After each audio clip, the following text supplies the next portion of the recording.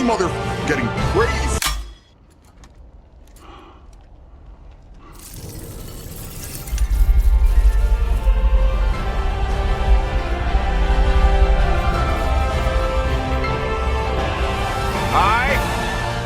I'm Steve.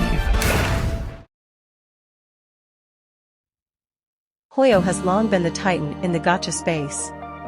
But the size of the player base and revenue they earn don't seem to align with the large amount of hate shown by other communities and even its own.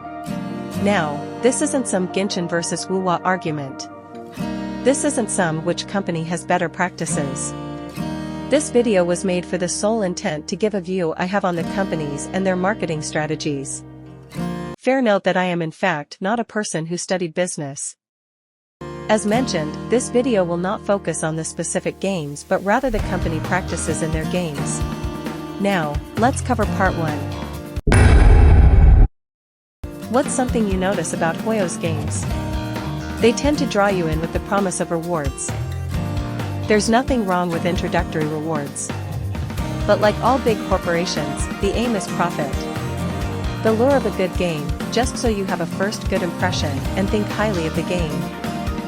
However, this isn't the issue at hand. The problem comes in after you've been hooked by the game. You've dug yourself into the game and you like it. Now, salt and betrayal. The game presents either poor quality of life updates and/or power creep. So, what do? Leave. But wait, you've spent time, effort, maybe money. You might think, do I really want to leave? Now you have the gambler mindset. Keep going, the storm will pass. Hoyo will be nice and give us the quality of life we need, right? That is simply one tactic they use. The other one is much more simple. It's simply rotating the games you play that are under their name. To put all their eggs in a basket would be too risky, and so they have multiple games. If you're me and play all 4 of their big gachas, you know there is barely enough time for you to do all the events, abyss, grind, dailies, and so on.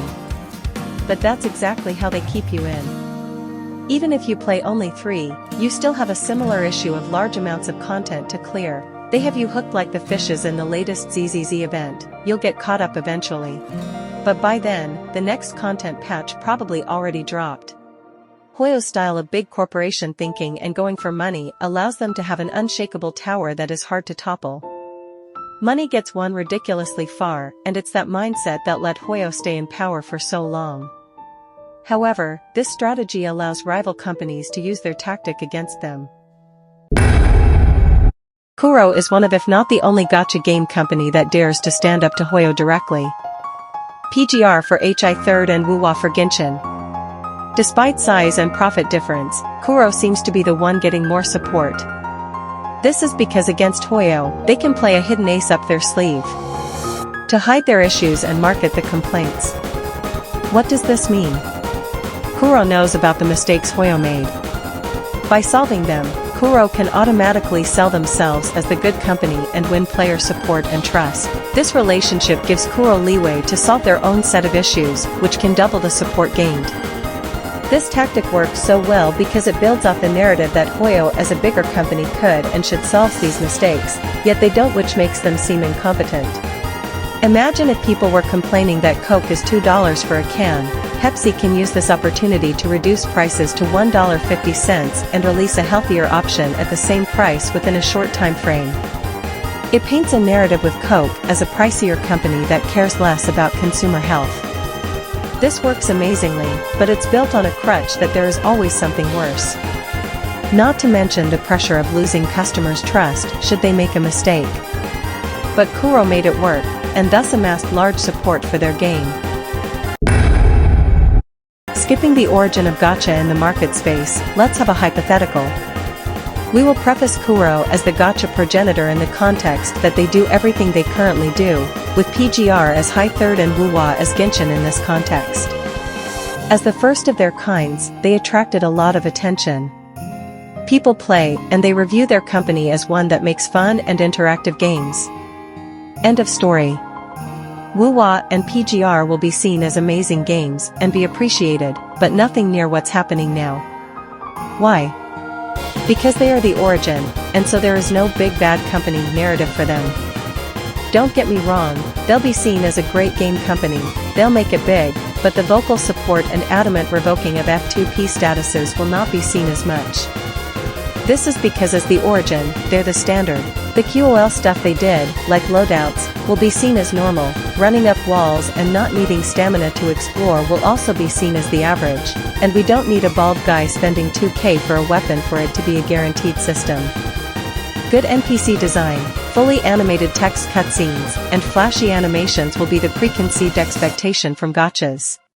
No one would bat an eye, because, and I repeat, it's going to be the standard for gachas in that scenario.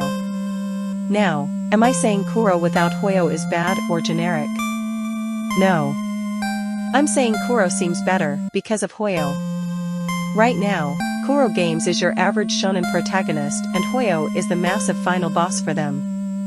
Everyone naturally would root for the underdog if the final boss is a bad guy. Without a doubt, the competition between Kuro and Hoyo is necessary. They should be pressured by each other to develop their games to the best of their abilities. Hoyo needs a huge QOL drop, not because it looks incompetent or because it's falling behind. We as players simply deserve better QOL updates. Kuro should focus on the story aspect of Wu-Wa and continue with its current progression. For both, we can do this by simply giving feedback. No complaint letter, no useless comparison, just a message. The first and last step to getting a company to ignore you is by insulting them. Simply having constructive criticism will do. Having the communities fight will do nothing. Player bases going at each other's throats will only result in zero feedback and sparked hate for no reason. So for the love of all that exists above and below, just don't dunk on each other. It achieves nothing. I personally have friends who don't care about the controversy and would rather just play regardless of company and enjoy themselves. Then some loud and angry group randomly throws them into crossfire for no reason at all. Yet it is not the angry crowd that lets the games thrive, it's the innocent players who have to deal with this problem for no reason. Coming from a place where education comes first, our time spent playing games is precious, and we take the rare opportunity to enjoy ourselves. The last thing we want to do is get involved with drama and get dragged out of our precious moments of freedom and escape. Think of it like an airplane flight. Who spent the money on the plane company to get on the flight? Is it the adults who keep to themselves and behave? Or is it the loud whiny babies that cry for the whole flight? Which party is affected and which party is consoled? The supporters of all, the ones who fight using pacifism, the deniers of discourse. These are the real supporters, and we should strive to be like them. If you made it this far into the video, please appreciate the fact that you had the time to get this far. Appreciate the opportunity that you got to play games at all. Be happy that you're fortunate enough to have the privilege of playing video games and enjoy it with friends. If the opportunity presents itself, remember, feedback over complaints. With that, thank you for watching this video and putting up with the TTS voice.